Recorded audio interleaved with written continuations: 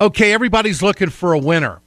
Well, it was certainly a much improved performance last night by some of the Republican candidates. I've got someone who I thought did make the greatest gains, and let's see what Bob Shrum thinks, Democratic strategist, professor at USC. Bob, good to have you with us. Glad to be here, Ed. Your thoughts? What'd you watch last night? Well, first of all, Republicans in general, especially the Republican establishment, a lot of the press, want to say that Donald Trump was the big loser. I'm not sure that's right. So much of the debate centered on him. I thought his exchange with Bush on George W. Bush was a very powerful moment. The Republicans at the Reagan Library applauded when he defended George W. Bush. I don't think Americans sitting out there watching that debate, or even Republicans for that matter, Republican voters, feel that way about George W. Bush. So, I think Trump was Trump.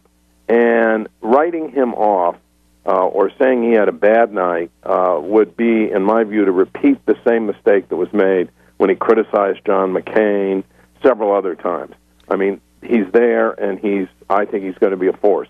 Well, I agree with you. I agree with you on that, Bob. The only thing that I think his soft underbelly last night was Middle East policy. It seemed that whole discussion seemed to go over his head a little bit. He was not impressive when talking about it, and his answer is that he's very militaristic, and people will respect us, and he'll have the strongest military on the planet. I mean, that's how he gets around how he would deal with the pressing issues that we're facing in the Middle East. Other than that, I thought Trump was just fine last night. I think that's true. I think Carly Fiorina gave a very strong performance. The truth of the matter is she was a terrible CEO. Trump is right about that. But she came across very effectively in that debate, and she came across very effectively in that moment she had with Trump when she, in essence, criticized what he had said about her appearance. Yeah. And all he could say was, well, Carly, I think you have a beautiful face. So I think she came across well. Marco Rubio is actually quite smooth. He didn't get much of a chance to talk, and so I'm not sure he left much of an impression with people. Well, let's talk about Fiorina. The thing that impressed me about her is I'm looking for a candidate to tell me, what are you going to do? And she did answer that when it came to foreign policy if she was the commander-in-chief. Here it is.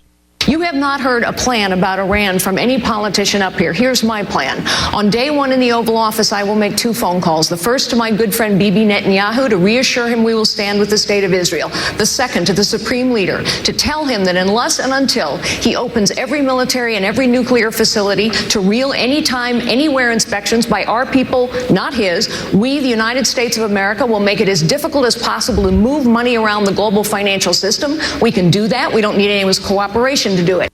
Now, Bob, a man who's been around campaigns his entire career, your thoughts on that answer? There's no BS there. If someone's sitting at home watching and paying attention to this, they just found out what she would do if she was in charge. Is that a good thing?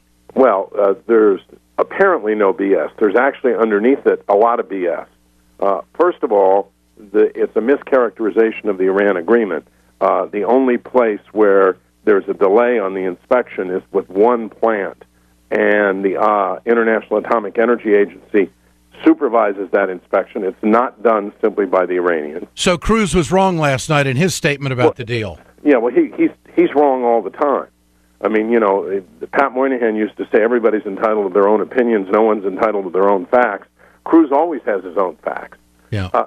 Secondly, when Fiorina says we would make it very difficult for them to move money around the world and we can do it with all on our own, she's wrong. We can't do it without the cooperation of the Europeans. If they refuse to cooperate, what's she going to do, apply sanctions to Europe? I mean, you would create an economic disaster unlike anything we've seen since the Great Depression if you did that. You would divide the entire world, and the U.S. would be isolated. So I think she's crisp, she's effective. People sitting at home, you're absolutely right. Listen to her and say, gee, she has a plan. It's just a disastrous plan. Now, that's not going to be exposed in a Republican debate. It would be exposed, I think, in a general election debate. What about Kasich and the Ohio factor? How did he try to come across as a uniter last night? It's probably hurts him to the extent any Republicans are listening to this show. But if there had to be a Republican president out of this crew, I guess I'd pick Kasich. I disagree with him on a whole host of issues, but he tries to be reasonable. He tries to see the other side. As you suggest, he tries to be a uniter. If he could get the Republican nomination, he could be quite formidable, because I think it would be very difficult to beat him in Ohio, and Ohio is one of the two critical states that we have to carry.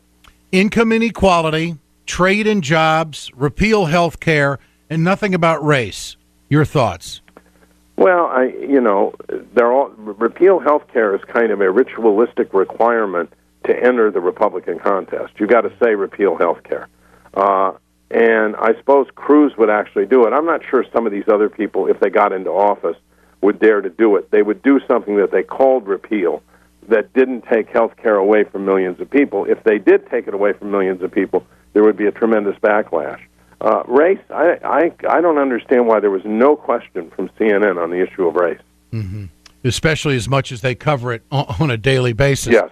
Final question. Did Scott Walker revitalize his campaign in any sense of the word last night? No, he's as flat as a punctured bicycle tire.